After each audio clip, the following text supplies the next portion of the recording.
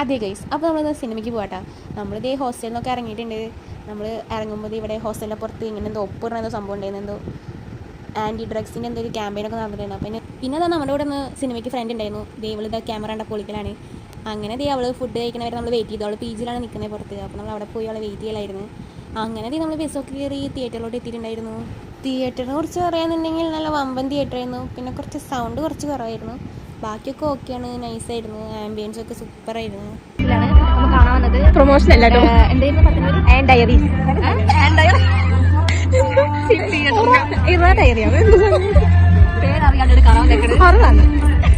അതെ, ഞങ്ങൾ സിനിമയുടെ പേരൊന്നും ഞങ്ങൾ പഠിച്ചിട്ടൊന്നുണ്ടായിരുന്നില്ല. ഞങ്ങൾ ഇത് ടിക്കറ്റൊക്കെ എടുത്ത് സിനിമ തുടങ്ങിയിട്ടുണ്ടായിരുന്നു. Super cinema. എനിക്ക് ഇങ്ങനത്തെ ഹൊറർ മൂവീസ് ഒന്നും ഞാൻ കാണാറില്ല. എനിക്ക് ഭയങ്കര പേടിയായിരുന്നു. ഞാൻ ഓളിട്ട് പൊളിച്ചായിരുന്നു.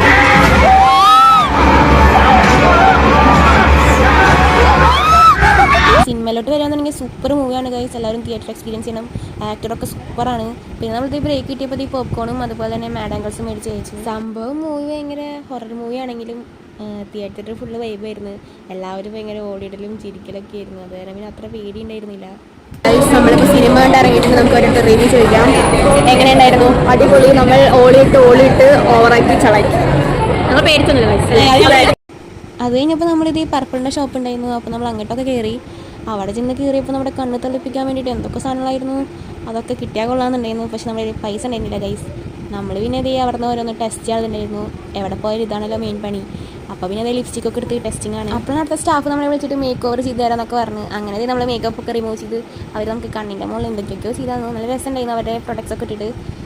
അത് കഴിഞ്ഞപ്പോൾ നമ്മൾ അവിടെ നിന്ന് ആ ചേച്ചി അവരുടെ പ്രൊഡക്ട്സിനെ കുറിച്ചിട്ടും അതുപോലെ തന്നെ നമുക്ക് സ്കിൻ കെയർ അതൊക്കെ ചേച്ചി പറഞ്ഞു തന്നു. പിന്നെ നമ്മളിത് അവിടെ നിന്ന് കുറച്ച് പാക്കൊക്കെ മേടിച്ചിട്ടുണ്ടായിരുന്നു.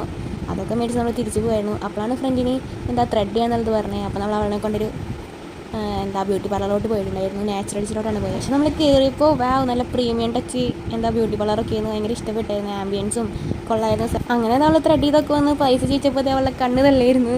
നമ്മൾ കുറച്ച് ആശ്വസിപ്പിക്കലായിരുന്നു. എല്ലാവരും 50 രൂപയ്ക്ക് ത്രെഡ് ചെയ്ത് അവിടെ എത്തിയപ്പോൾ 100 രൂപ ആയിട്ടുണ്ടായിരുന്നു. അങ്ങനെ നമ്മൾ ഈ ചിരി വഴിയായിട്ടുണ്ടായിരുന്നു. അവിടുത്തെ ഫുള്ള് ചിലവിൻ്റെ അങ്ങേയറ്റായിരുന്നു.